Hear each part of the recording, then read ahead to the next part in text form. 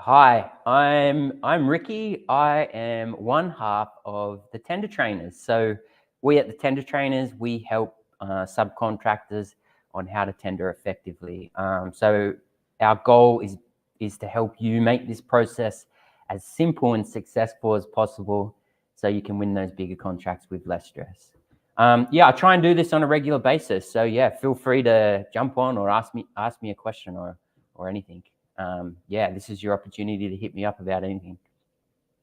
All right, cool. Let's get into it then. So this week's topic for discussion is around whether or not the client is using your price as a price check when they're asking you to tender. So if you weren't sure what a price check is, if you weren't aware, this is where the client uses your price just to compare the price against the other companies or company that is bidding for the work. And they have no intention of awarding you the work. They just want to see your price. So sometimes the client, what they're doing is they're using your price to make sure that the others are market value. And sometimes they're using it to drive down the price of the other competitors. But regardless, when they're price checking you, they're not intending to give you the work. They just want to see your price. So having sat on the other side myself, I never personally use this strategy. I'm a true believer that everyone who goes to the effort of pricing for work should be evaluated fairly, and they should come in with the same chance at the beginning of the tender. But you're going to come across it, unfortunately. You will have clients that do price checks, and unfortunately, you're also going to have them that they're not going to tell you they're doing it as well. So you might be going in thinking that you are in for a competitive bid, but the client has no intention of awarding you the work. So what are the signs that the client is using you as a price check? So I've got a few here just to roll off.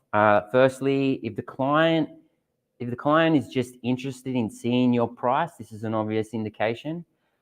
If they aren't putting much effort or thought into the clarifications that you send, the questions that you have, this is another one. If the client is not answering phone calls or returning emails, or if they're just saying enough to keep you going with your price, but doesn't feel like they're really giving you the time that it deserves, this is an indication. If they're saying that a site visit's not necessary or that you don't need to come in for a meeting, this can be another indication. You get the point, right? When the client doesn't want to put effort into you returning a really good price, they just want to see your price, this is a good indication that they're potentially using you for a price check. Unfortunately, ultimately, you may just not be able to tell. That's the truth of the matter. In any case, if you're tendering for a client and you find yourself in the situation where you have been submitting tenders and you've submitted several tenders for a client, but you haven't won any of them. So if you're getting up to like 3, 4, 5 tenders submitted for one client and not wanting any of them, this could be an indication that they're using you for a price check. And I would personally be asking them for a meeting to talk about this and highlighting the point, or you could do it on the phone as well, but highlighting the point that you can't keep tendering for them and not winning anything, obviously. If you do this, if you pull them up on it, you can turn it into a situation where the client will throw you a bone, right?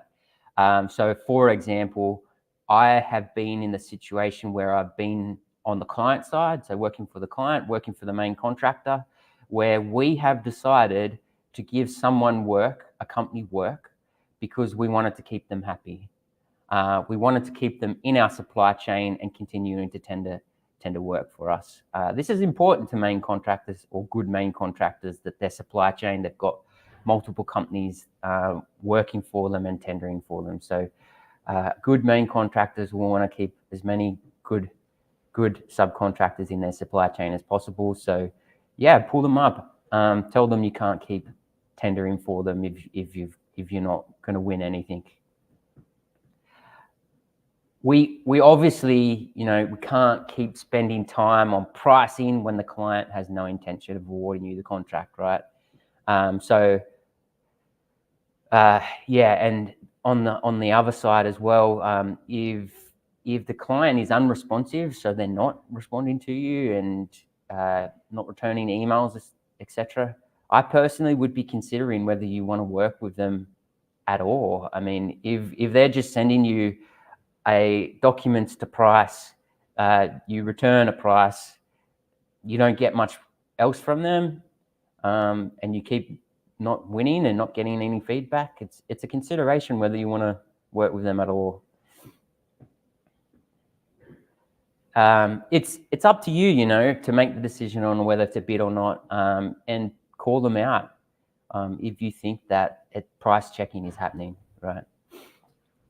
Okay, so in summary, keep an eye out for the signs that you might be being used as a price check, and asking them or calling them out if you're not winning anything after multiple tenders submitted. And ultimately,